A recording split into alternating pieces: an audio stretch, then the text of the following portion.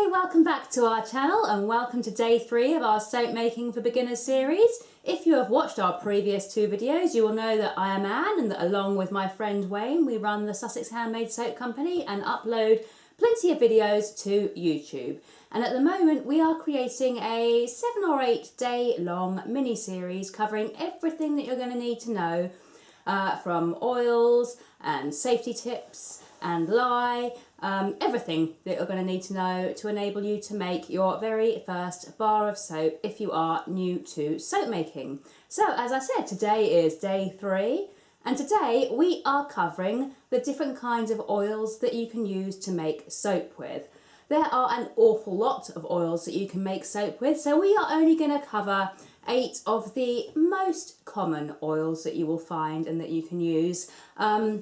Different oils have different benefits. They bring different qualities to the soap. Some of them harden up the soap. Some of them give a good lather. So every oil will have its own kind of unique qualities that it will bring to soap. So we're going to try and cover those for you. Different oils do require different amounts of lye to saponify. So if you are actually substituting oils and changing oils from a recipe, you will need to run the recipe through a lye calculator to actually recalculate the amount of lye that's going to be needed after you have made substitutions. And we will be touching on lye calculators and things like that at the end of this video. There is a choice of using refined or unrefined oils for soap making. We personally tend to use refined oils, and the reason for that is that they are a little bit cheaper than unrefined oils. Refined oils don't have quite as many of the natural nutrients and things left in them, but we find that with soap, which is a rinse off product, it does really not make much difference. You are rinsing the product off your hands and there is very little time for any of the goodness in those oils to actually be properly absorbed by the skin. So for soap making we go with refined oils. For leave-on products we often use unrefined, but soap making, it's rinse off. Go with refined, it's cheaper and it's going to be, pretty much just as good for you. So the first oil we are going to talk about today is one of the most common oils in soap making. I would say that this is one of the top 3 soap making oils. This here is olive oil. This is regular olive oil. You can use extra virgin and you can use olive pomace oil. We tend to use just regular olive oil because extra virgin is more expensive. It can also give a slight green tint to the soap. And because this is a wash-off product, we don't really feel there is any justification for spending the extra money and purchasing extra virgin.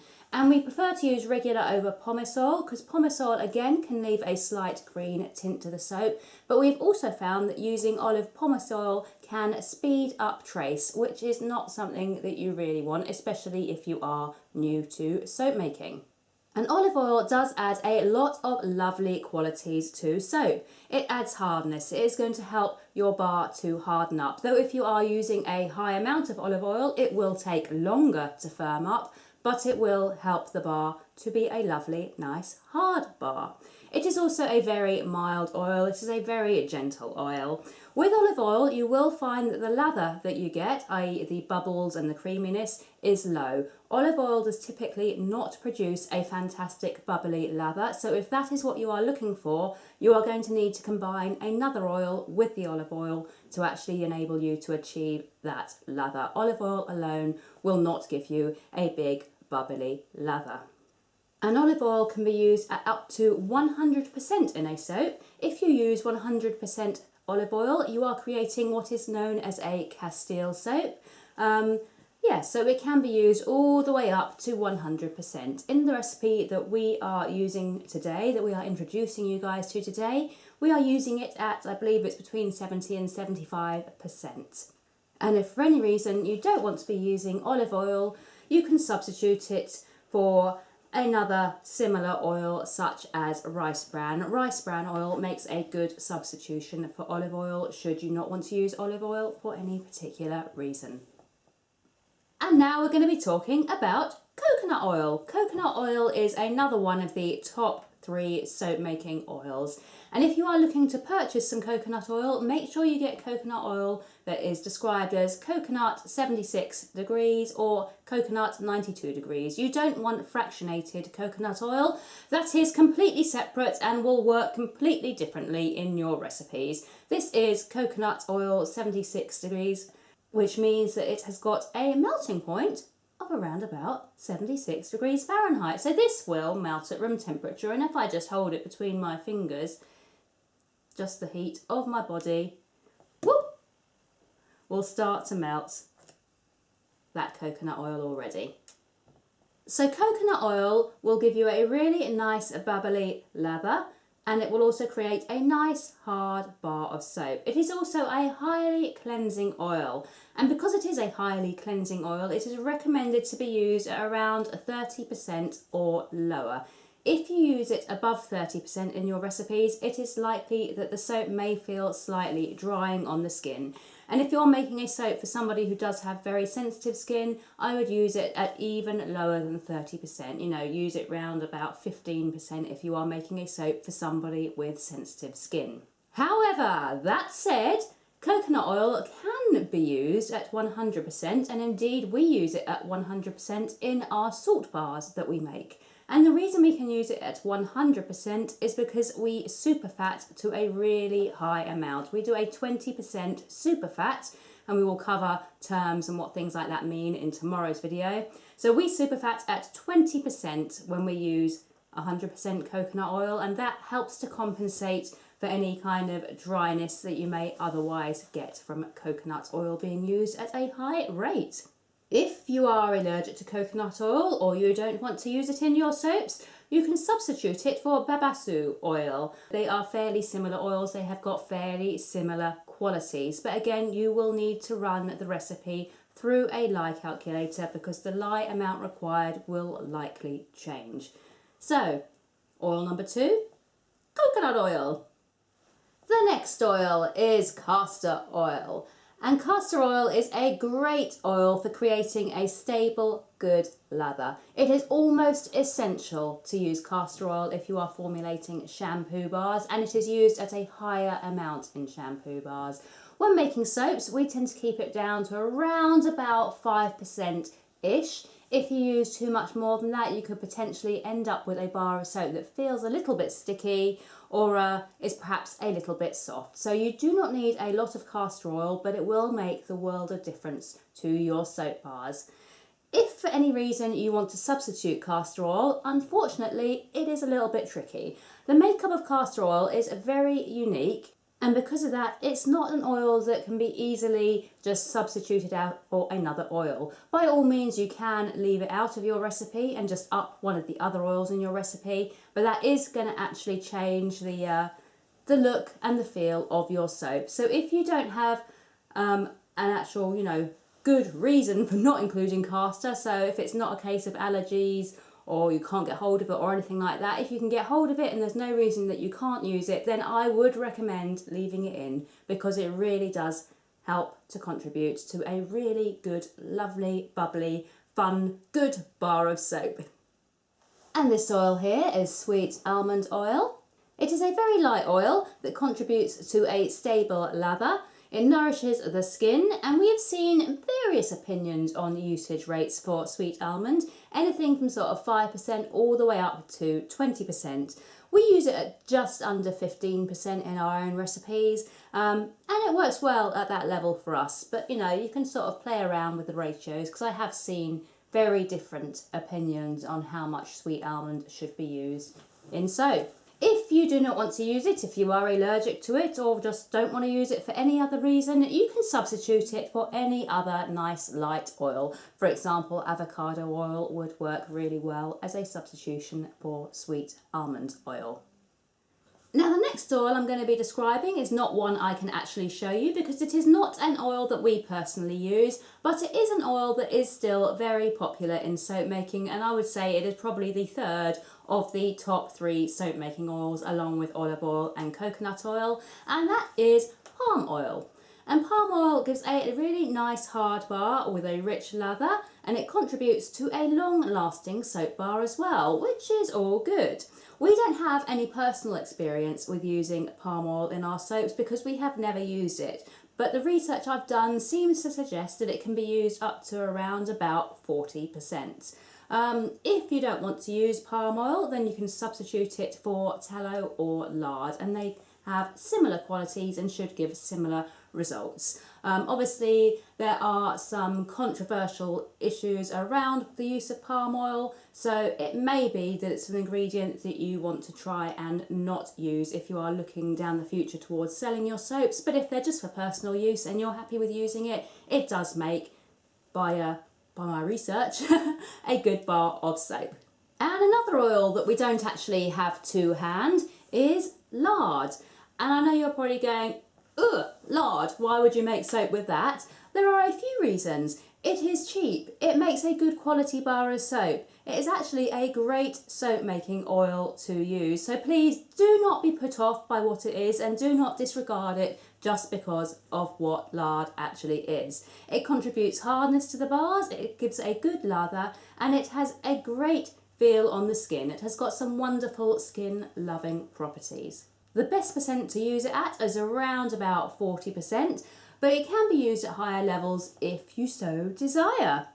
Be aware though that obviously lard is not a vegan or vegetarian product, and there are also certain religious groups that will not use it. So if you are making soap with lard and if you are planning on selling it, just be aware that obviously followers of certain religions and vegetarians and vegans will not be able to use that soap. So make sure absolutely that it is labelled properly so they will be aware of that. If you do not wish to use lard, you can substitute it for tallow or palm oil. They all have fairly similar qualities and they will all make nice hard bars of soap. So now we are moving on to cocoa butter, which is unsurprisingly produced from cocoa beans. If you are using unrefined, it has a lovely chocolatey scent to it. This is actually refined, but even now I can still get a slight chocolatey hint, and it really does smell like I just want to eat it now. But I'm not going to do that because that would be weird. But it smells delicious, that's what I'm trying to say. However, when you use it in soap, the lovely chocolatey scent will fade during saponification and cure. So do not expect your soap to come out smelling incredibly strong like chocolate. There may be a very slight chocolatey hint left after saponification and cure, but it will not be as strong as it is in the actual raw ingredient. And yeah, there you go. It is very hard. There is some cocoa butter close up for you. Now, cocoa butter adds hardness to soaps and it also contributes to a creamy lather. It is recommended to be used at less than 15%. If you use it much higher than that or you use too much, it can contribute to your bars cracking after they have been made. So try and keep the level below 15% for cocoa butter. And if you don't want to use cocoa butter, a good substitution would be shea butter. And speaking of shea butter, here it is. Shea butter is a lovely ingredient to be including in your soaps. It will contribute a little in terms of bar hardness, but in general it is just a nice kind of added luxury ingredient to just kind of take your handmade soaps up to the next level. And it is, yeah, a very nice ingredient to be including. It contains a lot of beneficial nutrients, and a lot of those nutrients are actually unsaponifiable, which means they will not be changed during the saponification process, so they will remain in your final bars of soap, and that is what's going to contribute to that soap feeling really nice on your skin and making your hands feel lovely and soft. And like cocoa butter, shea butter tends to be used around 15% or less. If you don't want to use it or you are allergic to it, you can also substitute it for cocoa butter, or you could substitute it for something like mango butter if you wanted to. So there we go. They are 8 of the most common soap making oils that you are likely to come across in your soap making journey. And when you are creating recipes, obviously when you're first learning, you're likely to be following somebody else's recipes. But when it gets to the stage where you want to actually be creating your own recipes, it helps no end to actually research, use and understand lye calculators. There are a number of online calculators that will help you calculate how much lye needs to go into your recipe, and they will also kind of analyse your recipe a little, and they will kind of let you know if it looks like it's likely to be a recipe that is going to be successful or not. So I would thoroughly recommend researching lye calculators. Every oil basically has a different saponification value, and that is the amount of lye that is required to turn 1 gram of oil into 1 gram of soap. That is what the saponification value is. And this is why any substitutions that you make will need to have the lye amount recalculated, because different oils have different saponification numbers. So one oil may require a lot less lye than another oil to turn it into soap. And if too much lye is added, the soap will be harsh and possibly even dangerous to use. And if too little lye is added, then the soap is going to be superfatted. Superfat is basically oils that are left unsaponified after the bar of soap has been made. We deliberately superfat our soaps to 5% as we think this just contributes to the soaps feeling a little bit more luxurious on your skin, and just a little bit nicer in general to use. It also helps to ensure that our soaps are never lye heavy, which is something that you do not want them to be. Having a little bit of excess superfat is much more preferable to having a little bit of excess lye, which is definitely not a good thing. And in terms of lye calculators and formulating your own recipes, we thoroughly advise that you check out Soap Calc just here. This is a lye calculator that is kind of, so useful, and it looks thoroughly confusing to begin with, and you'll look at it and you won't have a clue what it is all about or how it works or anything like that. But honestly, please spend time reading about it, spend time learning it, spend time putting in some numbers and just playing about with it, and gradually it will start to make sense. And when it does make sense, you will find that it is an absolutely invaluable tool for actually helping you to formulate your own recipes. I'd love to sit here and talk to you about how to use it, but I just kind of think it's one of those things that in order to learn it and work out what you're doing with it, you kind of just need to spend the time sitting there with it in front of you, tapping in numbers and playing with it and reading about it by yourself. I think if I was to sit here and try and explain how I work out recipes on it, I don't think you would learn as quickly or as easily as you would by just reading and playing with it yourself. That, I think, for the lye calculator is the easiest and best way to go about learning from it. And on that note, I think it is time that we introduce the recipe that I have put together for you guys to make for your first ever beginner soap, which we shall be doing on day 5 in 2 days' time. I have chosen a recipe, or I've put together this recipe, which is using 3 oils. It is 3 oils that we have already covered. We shall be using olive oil, we shall be using coconut oil, and we shall be using castor oil. And I have put the recipe together, and I've used just the 3 oils because I think for a beginner's recipe it's nice to use a smaller number of oils. We don't want to be getting confused or tied down with loads of different oils, and it's also going to be cheaper for you guys to actually start out if we use a lower number of oils, because there are less things that you're going to need to buy. So let me introduce you to the recipe we're going to be using. So this here is the recipe that I have created using Soap Calc, and it is a fairly simple recipe. Here you can see that we have got coconut oil, the 76 degree one that I mentioned, and that we're using it at 25%. Then we have got castor oil, which I've popped in at 5%, and olive oil, which we are using at 70%. And up here, the total oil weight I popped in at 800 grams. And the lye ratio with the water of 2 to 1. And that basically means that for every 100 grams of lye, we would be using 200 grams of water.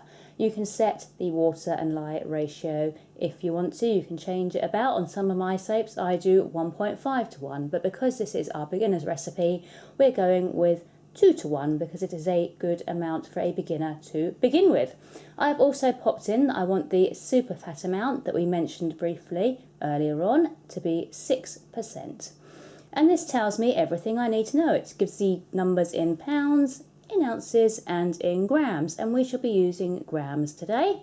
So the lye, or NaOH as it can also be known, this here is the scientific molecular makeup of lye. The Na means sodium, the O means oxygen, and the H means hydrogen.